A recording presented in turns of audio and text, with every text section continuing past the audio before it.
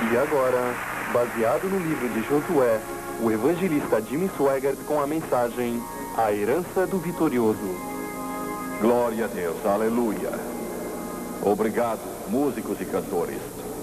Os que trouxeram a Bíblia, abram agora, por favor, no livro de Josué, capítulo 19, Josué 19, versículo 49. Acabando, pois, de repartir a terra em herança segundo os seus territórios, deram os filhos de Israel a Josué, filho de Num, herança no meio deles. Deram-lhe segundo o mandado do Senhor a cidade que pediu Timnat-Será, na região montanhosa de Efraim. Reedificou ele a cidade e habitou nela. Desejo falar hoje por alguns minutos sobre o tema A Herança do Vitorioso.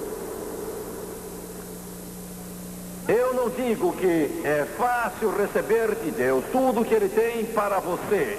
Não é. Satanás luta para não ter de ceder um palmo de terreno sequer.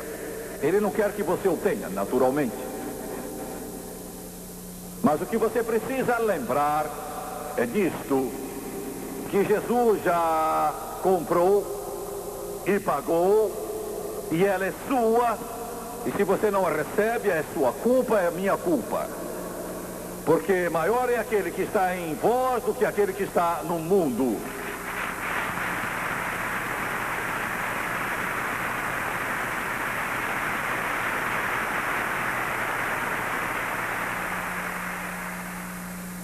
Em Los Angeles, Califórnia, há pouco tempo eu fui visitar com um irmão a famosa Rua Azusa. E fui ao local na Rua Azusa em que houve aquele poderoso despertamento no final do século passado. Sabem, eu quero dizer-lhes uma coisa. Deus não faz as coisas como achamos que Ele deve. Poucas vezes Ele começa a sua obra numa grande igreja central, porque em geral a igreja grande do centro não quer saber dele. E Ele tem de achar um lugar onde as pessoas não são frias, duras, formais, cheias de orgulho, que Ele não pode pôr o seu espírito e agir.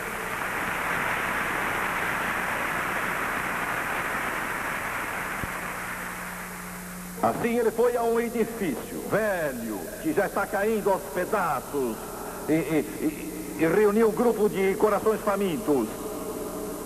Assim é a igreja do Deus vivo, corações famintos. E Ele começou a encher-os do Espírito. Cultos 24 horas por dia. E eu fiquei lá, não havia mais nada lá, só arranha-céus ao redor, e nada mais existia. Mas em minha mente, eu sabia que era ali. O lugar não é importante, mas o que aconteceu nele. E eu me lembro de ler como Deus operou, e espero que isso fique bem claro. Deus usou um homem de cor chamado W.J. Seymour. O púlpito era duas caixas de maçãs, uma em cima da outra. Quando o povo chegava para o culto, podia vê-lo ajoelhado com a cabeça em cima daquelas caixas ali. Porque ele se sentia insignificante e indigno. E quanto mais você vê Deus, se for sensato, tanto menor você fica e tanto maior Ele fica.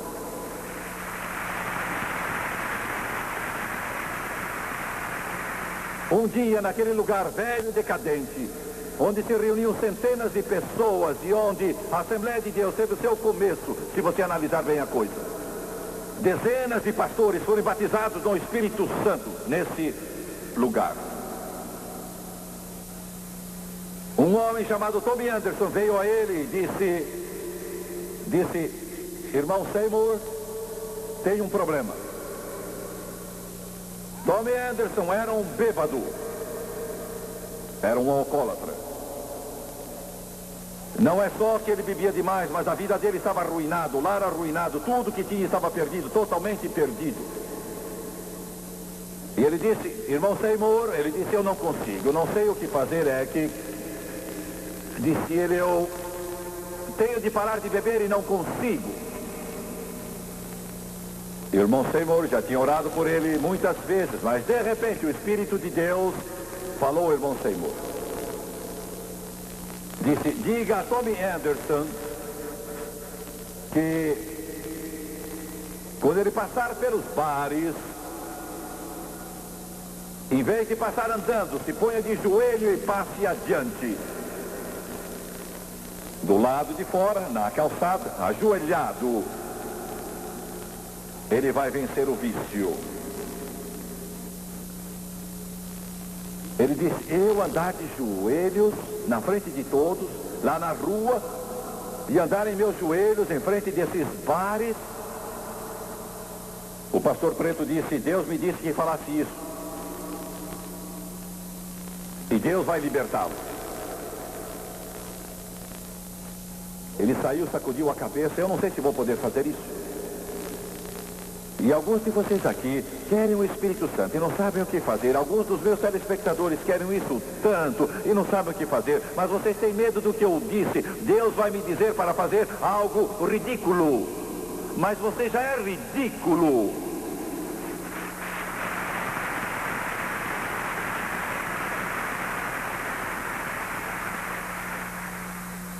Porque ele ficava deitado na sarjeta. Ficava deitado na sarjeta constantemente. E achava aquilo certo.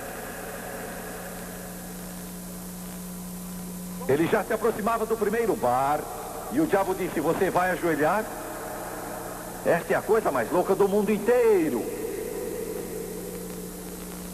Você vai mesmo ajoelhar-se?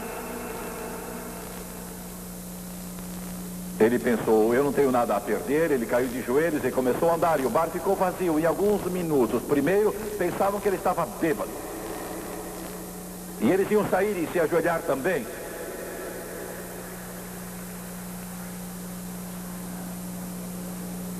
Mas perceberam logo que não estava bêbado. E um disse, ei, ele esteve naquela igreja. O mundo sabe dizer muito bem em qual igreja você esteve.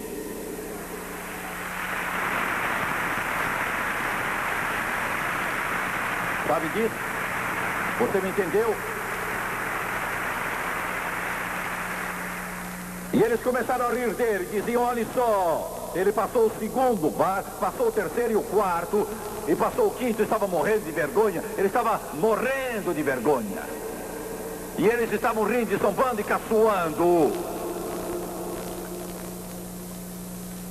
Alguns diziam, olhem para ele, o santinho.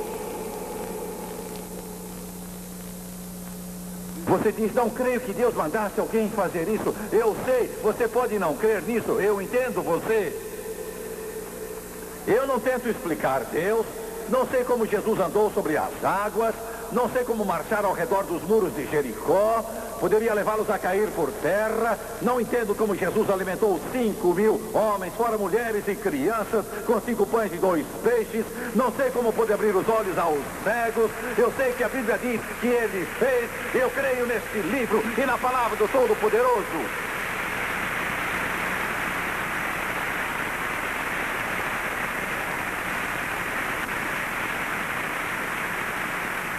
O problema hoje na igreja é o nosso pobre intelecto tão limitado e tão patético. Esse nosso pobre intelecto nos atrapalha. E Deus não pode agir porque somos vaidosos, somos os tais. Nós temos só blá, blá, blá, blá.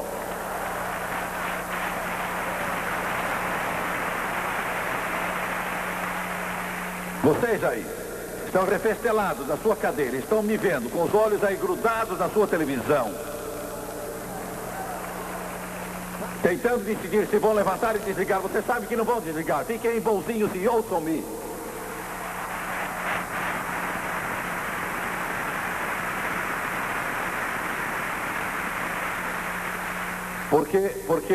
Porque Deus para você e para a maior parte do mundo cristão, ele está muito longe, lá em cima, não sabe onde ele está, nunca o sentiram. Nunca sentiram sua presença, E a razão que você assiste ao meu programa é que você sente alguma coisa que nunca sentiu antes. E não é Jimmy Swaggart, não é o seu talento, não é a oratória, não é esse piano, mas é o poder do Espírito Santo que está agindo nos seus corações e nas suas vidas. Aleluia!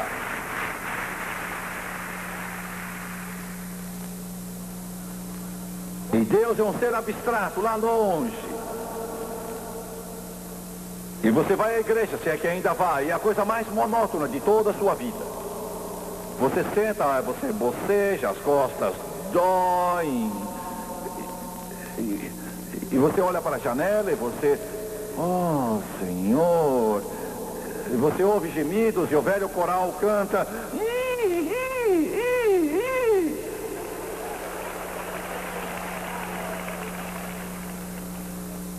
Vou dizer o que está errado com muitas igrejas por aí. Até igrejas pentecostais. Quero que me ouçam agora.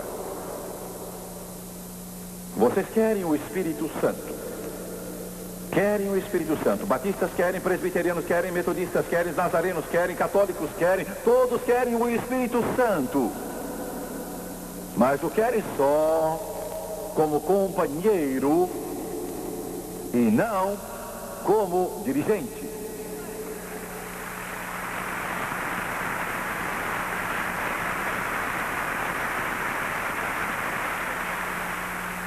Vocês querem ficar com o martelo na mesa. E por essa razão os cultos são como as misturas de bolo. São todas iguais. Elas parecem iguais, cheiram igual, o gosto é igual, começam na hora, acabam na hora, sempre o mesmo, nunca muda. É uma simples mistura de bolo espiritual.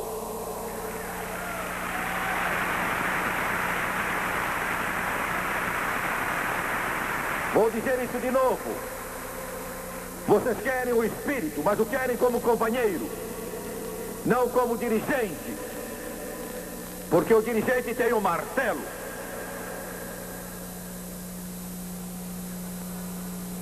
E quando você é batizado no Espírito Santo, e o Espírito Santo toma controle, então você não sabe o que vai acontecer nos cultos. Você não sabe o que vai acontecer no púlpito. Você não sabe o que vai acontecer na reunião de oração. Porque os dons do Espírito vão entrar em operação. E o Espírito Santo vai ser aquele que vai guiar e dirigir a reunião.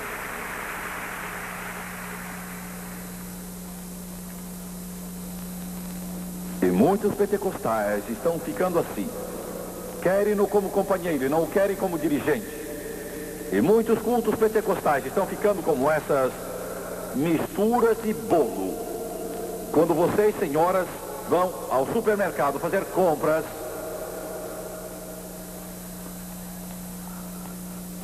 não quero fazer graça.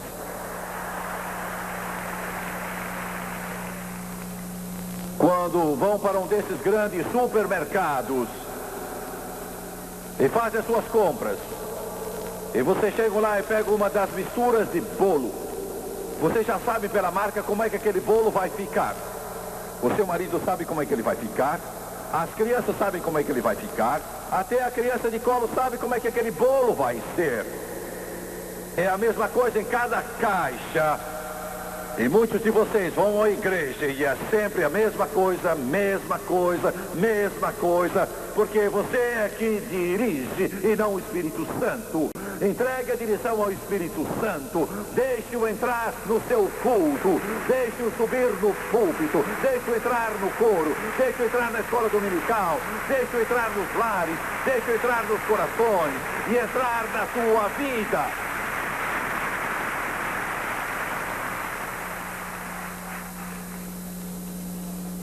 E Tommy se aproximou do 7º bar. Pensaram que eu me esqueci, não é? Estavam lá rindo dele.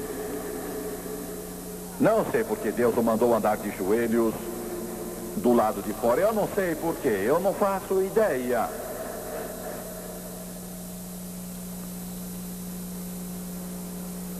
Mas vocês podem saber por aquilo que aconteceu depois. E ele chegou junto ao 7º bar e o Espírito disse: levante agora e fique de pé. Ele estava chorando.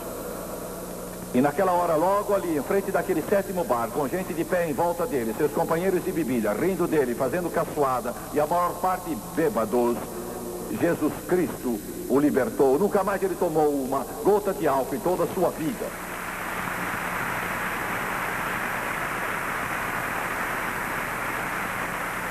Mas não acabou aí, não acabou aí, não terminou aí. Tommy Anderson foi o primeiro a levar o evangelho para Venezuela e Bolívia. E por anos, anos e anos, estamos na televisão agora, mas por anos, anos e anos, era o único missionário lá. Pois bem, o que eu disse é a introdução da mensagem.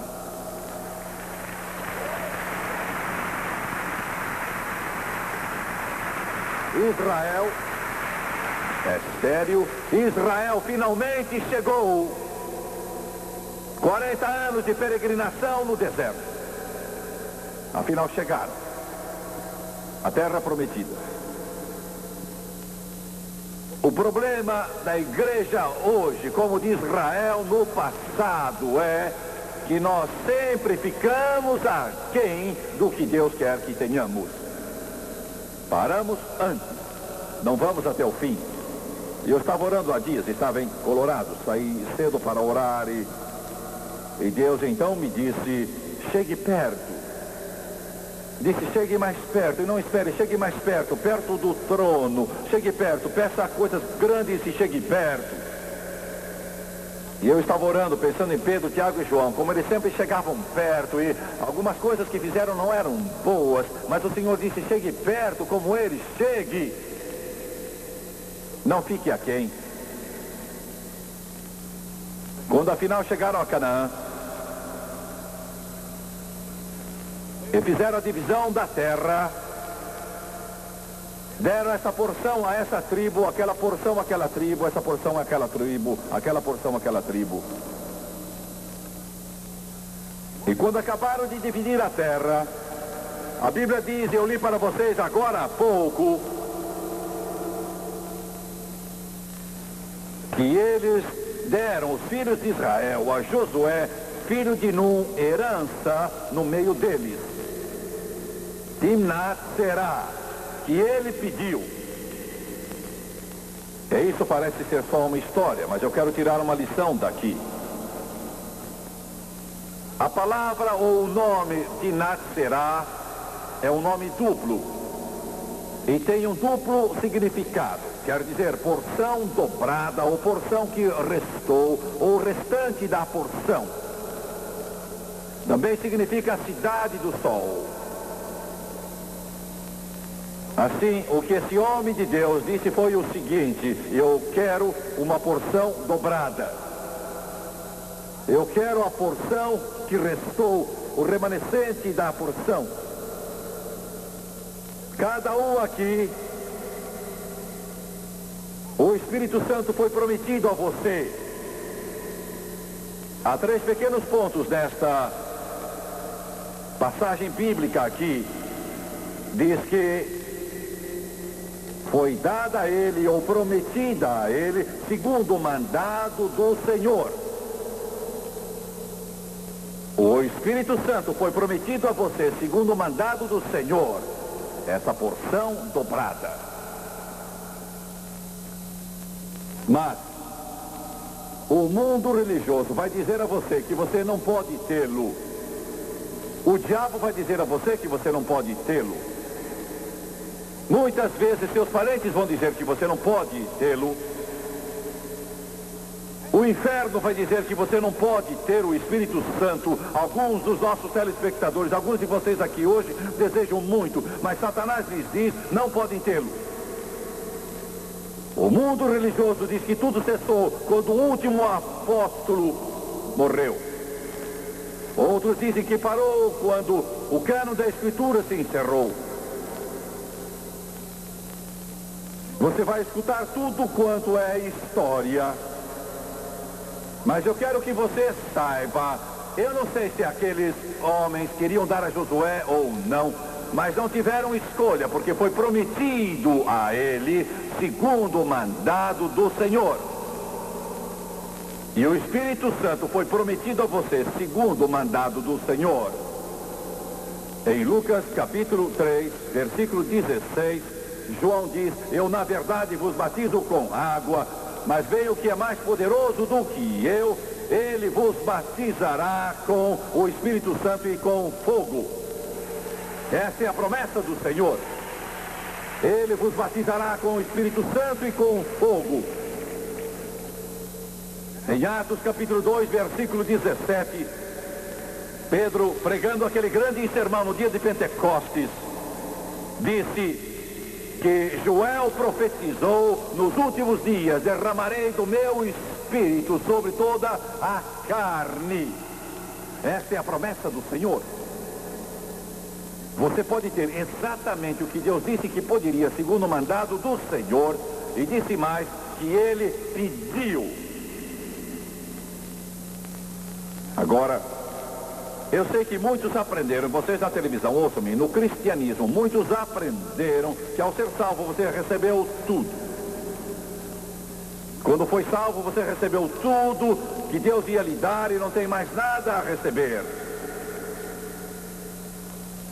Se eu fosse tomar tempo para citar todas as passagens, ficaria aqui o dia todo, mas essa é a afirmação mais tola do mundo.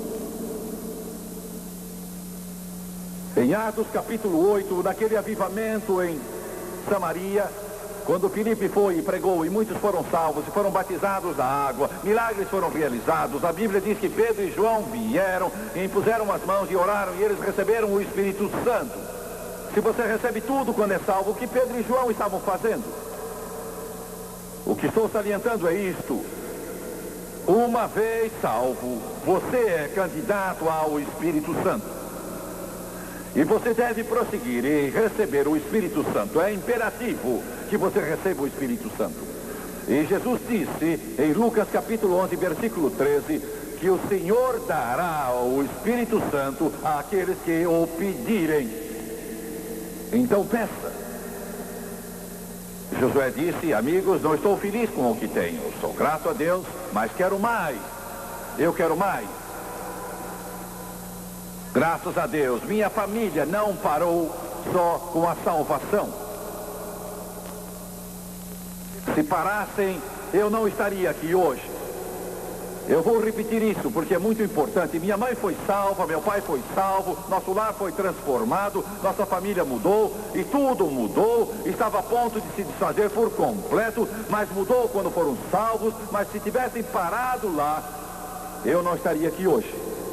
Não estaria pregando o Evangelho. Talvez eu estivesse em algum clube noturno cheio de fumaça hoje, meio bêbado, sentado em um velho piano qualquer, enquanto um conjunto me acompanhava cantando uma canção de amor. É o que eu estaria fazendo. E eu quero que você entenda, porque não é a vontade de Deus que você seja salvo e pare.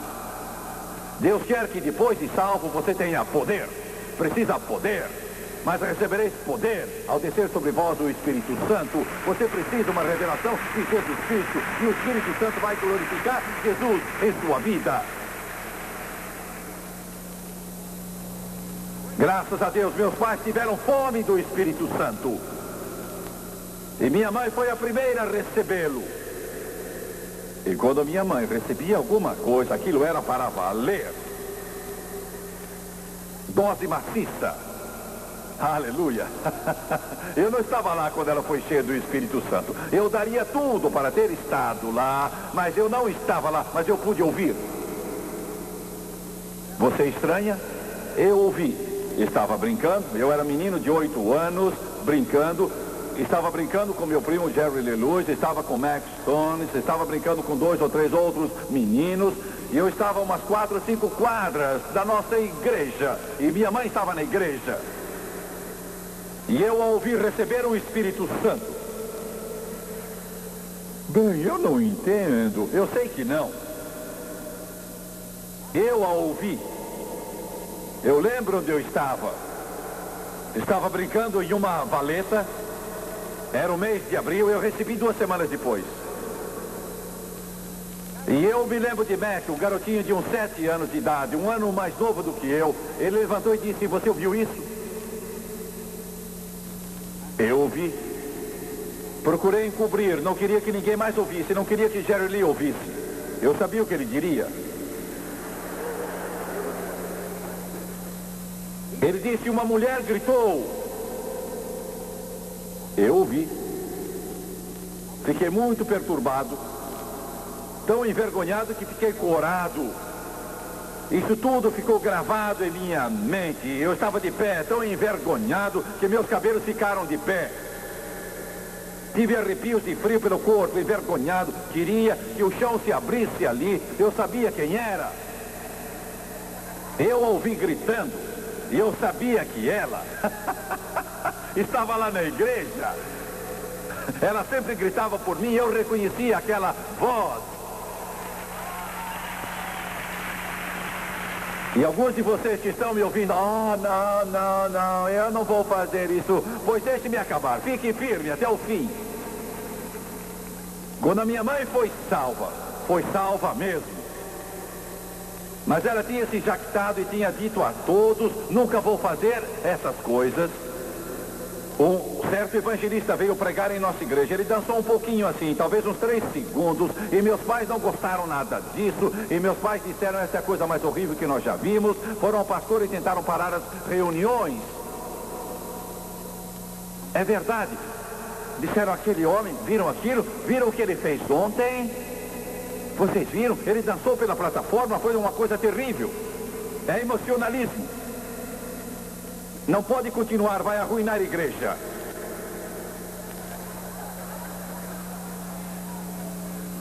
Glória. Havia um homem cego na igreja, minha mãe não gostava dele. Ele ficava alegre, clamava e era cego. E às vezes ele derrubava cadeiras. Mamãe não gostava dele, queria que ele não viesse mais à igreja, o detestava, não podia aguentá-lo. Não gostava daquele irmão cego, ela não ia com ele. Era orgulho. Ela não gostava de uma irmã porque quando ela ficava alegre, ela clamava. E bem alto. Bem alto. Mamãe não gostava disso. E quando a minha mãe resolvia, ela amarrava a cara.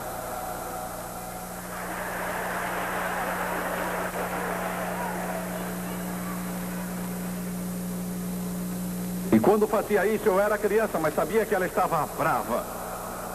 Ela não mudava, não arredava o pé, era aquilo mesmo. Eu tentei algumas vezes e ela me convenceu com uma varinha que eu estava errado.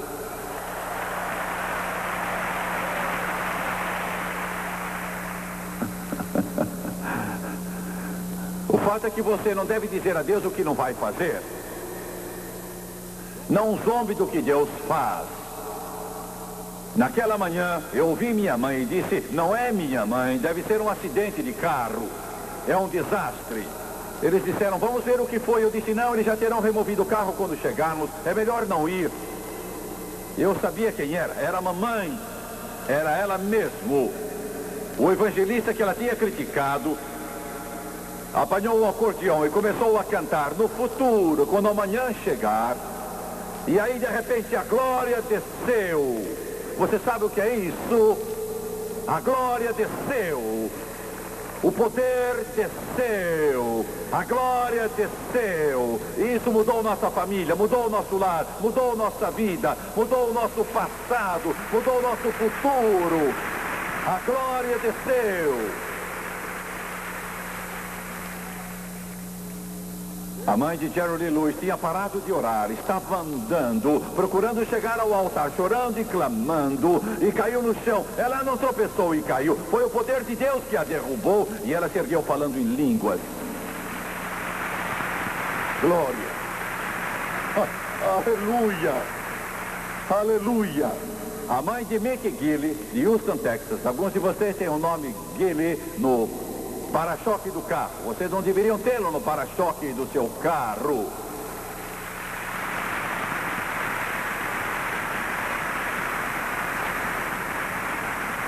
A mãe dele estava ajoelhada.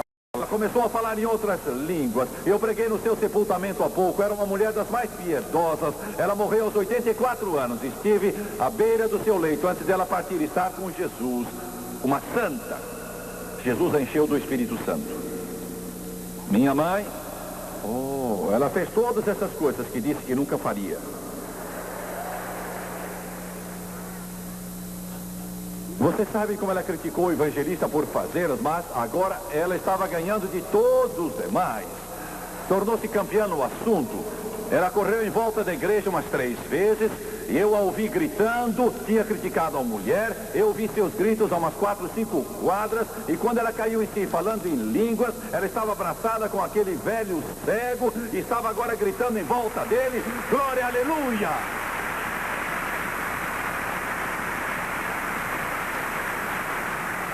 É disso que as nossas igrejas secas, mortas, frias precisam. Do fogo do Espírito Santo, correndo pelos corredores, brilhando pelos bancos, correndo como um rio no nosso coração e em nossa vida. Josué disse que era uma porção dobrada.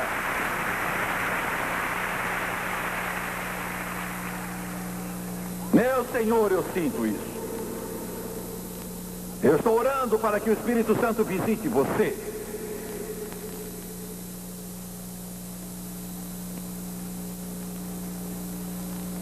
Porção dobrada. Eu tenho tempo. Não sei se tenho tempo ou não.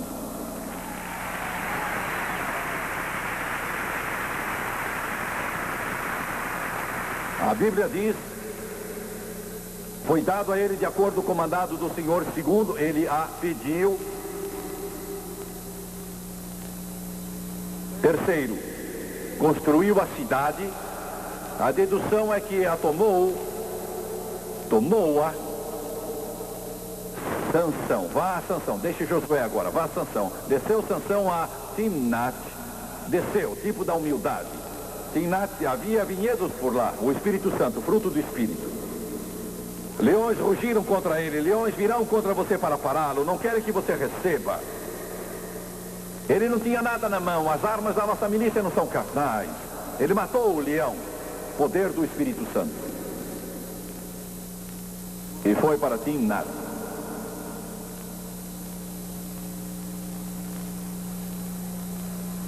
Porção dobrada. E quer dizer cidade do sol. Vitória, alegria, poder no Espírito Santo.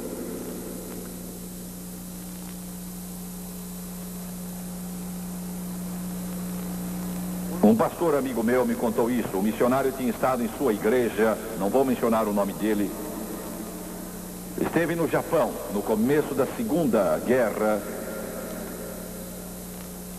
Foi encarcerado imediatamente. Ele disse que pelo fato de ser pastor, parece que o odiavam com mais ferocidade e intensidade.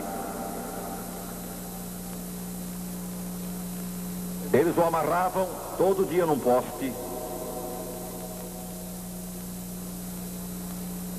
e o açoitavam com bambu.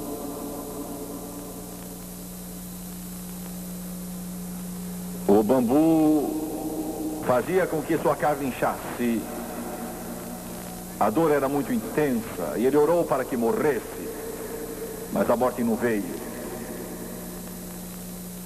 Um dia, e ele era missionário metodista, e um dia ele disse: Jesus, eu não aguento mais. Se não vou morrer, eu quero ficar inconsciente. Eu não suporto mais isso. Mas não ficou inconsciente. Ele disse: Senhor, dá-me algo para que eu aguente isso. E sabe o que aconteceu? Jesus o batizou no Espírito Santo, pendurado no poste, com os soldados japoneses açoitando-o com as varas de bambu. Ele foi cheio do Espírito Santo. Ele pregou na igreja do meu amigo e toda noite se notava alegria que enchia sua alma. E ele perguntou um dia, porque isso era extraordinário. Ele disse: não entendo como você tem essa alegria toda noite. Ele contou o que Jesus fez para ele. E como o Senhor o tinha batizado no Espírito Santo, ele disse: desde essa hora, desde esse dia, tenho tido essa alegria, porque o Espírito Santo é a alegria. Se você deixar que o Espírito Santo domine a sua vida, você não vai precisar de mais nada. Ele é que irá guiá-lo em toda a verdade. Eu cantava um hino quando eu era menino e gostava dele. Dizia: oh, lá o sol sempre brilha, lembra-se? Lá o sol é sempre radiante. Não é lugar para crentes desanimados viver. Lembra-se? Oh, meu coração se enche de glória e minha alma de prazer. Glória a Deus. Sim, estou vivendo naquele lar feliz. Oh, glória a Jesus. Eu vou cantar aleluia e fazer soar os louvores do meu Salvador, porque eu abri para o céu todas as alegrias da minha alma e eu estou vivendo nesse lar feliz.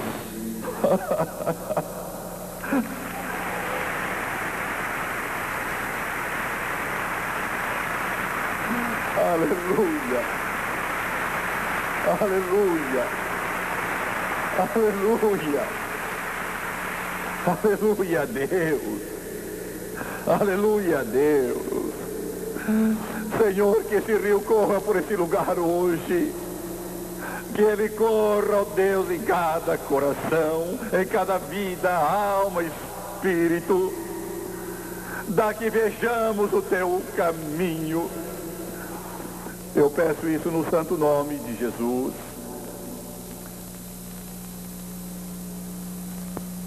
Curvem a cabeça, fechem os olhos.